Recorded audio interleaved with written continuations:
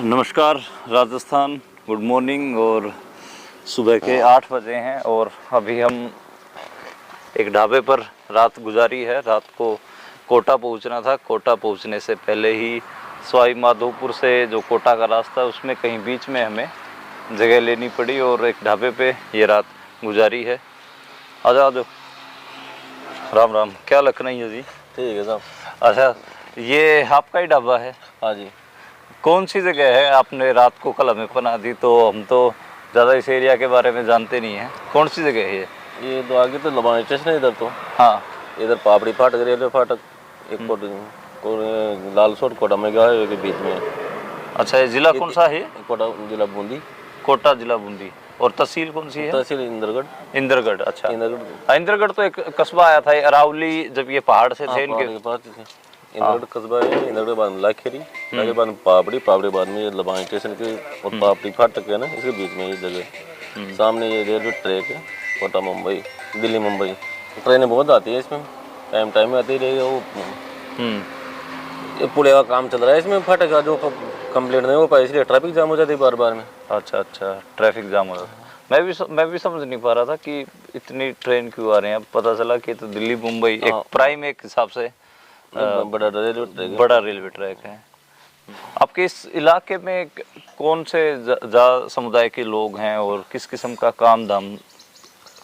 समुदाय तो सभी है, मीणा समाज भी है, राजपूत भी हैं, जाट वगैरह कम है, गुजर समाज भी है, बेरवा समाज का सभी समाज है।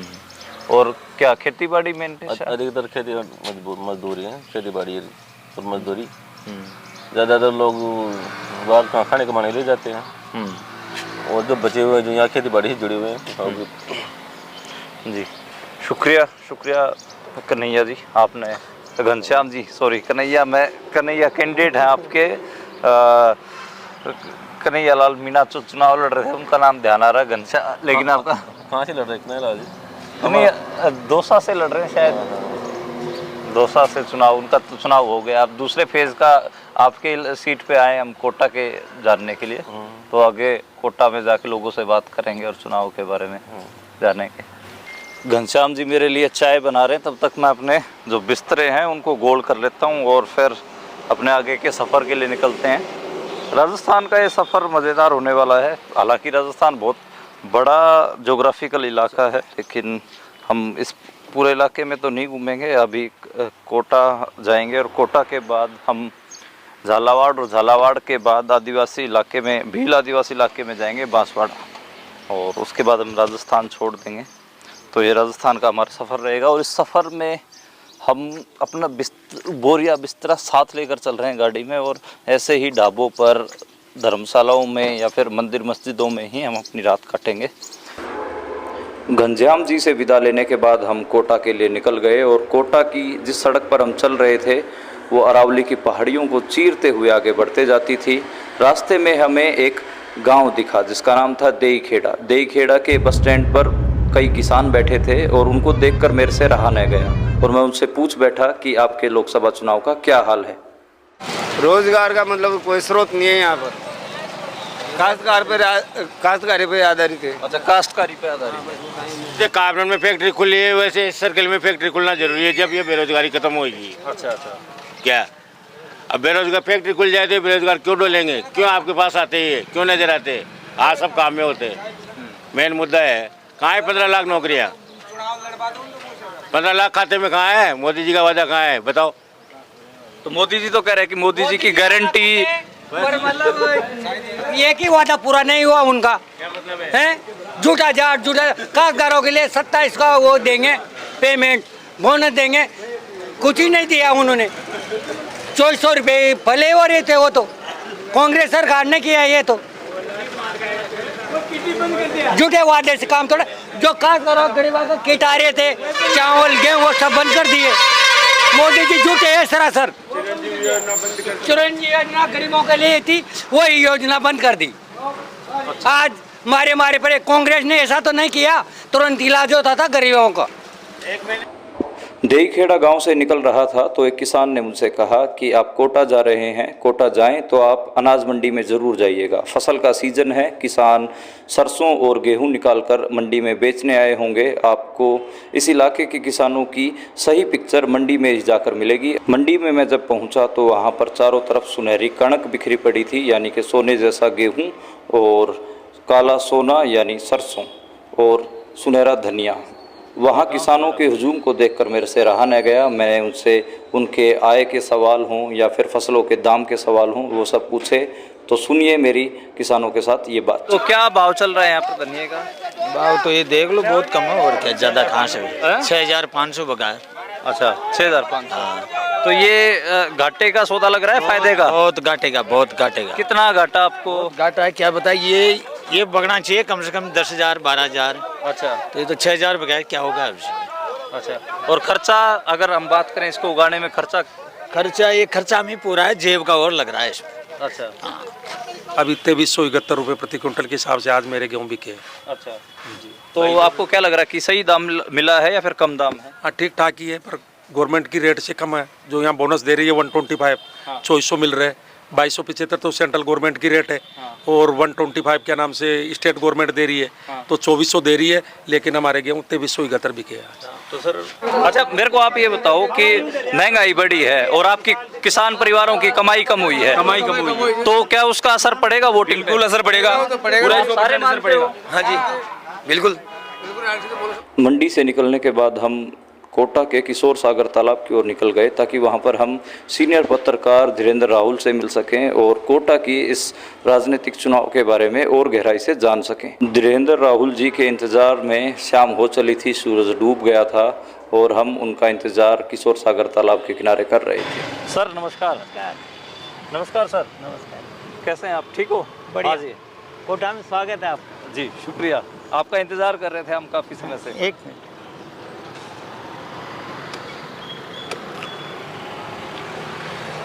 वहाँ बैठ के बात करते हैं। तो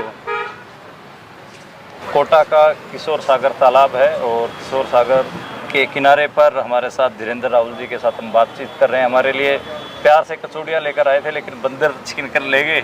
और धीरेन्द्र जी का एक परिचय ये है कि वो सीनियर पत्रकार हैं, दूसरा परिचय ये है कि यहाँ के इलाके को, राजस्थान को और ख़ासकर हड़ौती के इलाके को बड़े अच्छे से समझते हैं।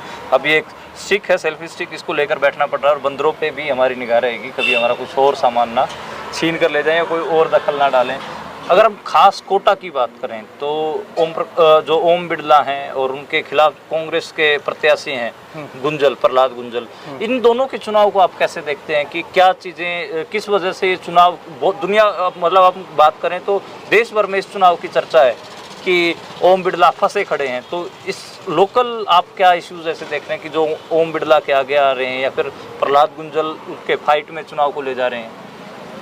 तो क्या है कि कांग्रेस जो बिखर रही थी तो कांग्रेस एकजुट हो गई और कांग्रेस में ना एक नई स्फूर्ति आई, एक उमंग, एक उत्साह पैदा हुआ, एक नई स्फूर्ति आई।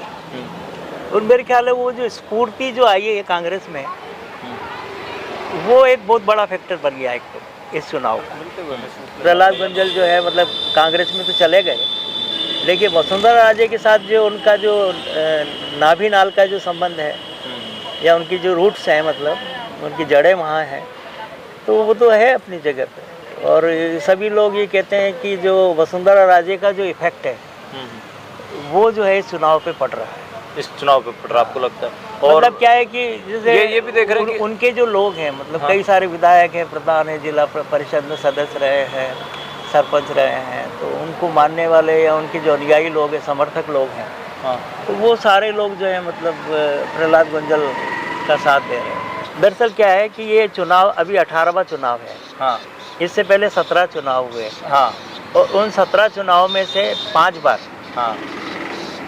कांग्रेस जीती और 12 बार बीजेपी जीती है। 12 बार जो है करीब। तो आपकी बार लग रहा है आपको कि कोई बात बन सकती है कांग्रेस की, या फिर कुछ कहा नहीं जा सकता ऐसा? नहीं, एक बार बताएं कि जो इतिहास है, वो इतिहास जो है वो तो भारतीय जनता पार्टी के पक्ष में है।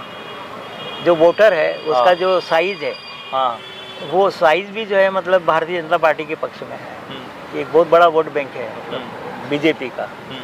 कांग्रेस यहाँ पे है ना अपवाद स्वरूप जीतती है, अपवाद के हिसाब से। अपवाद स्वरूप मतलब एक्सेप्शन। जैसे मान लीजिए 1984 में श्रीमती इंदिरा गांधी का निधन हुआ या उनको हत्या कर दी गई उनके घर में ही, तो उस समय जो मतलब विस्फोट हुआ और जो लहर चली, सहानुभूति की लहर चली, तो उस समय जो है शांति धारीवाल जो जिला प्रमुख है तो ये जीत करके आए और ये सांसद बने हैं।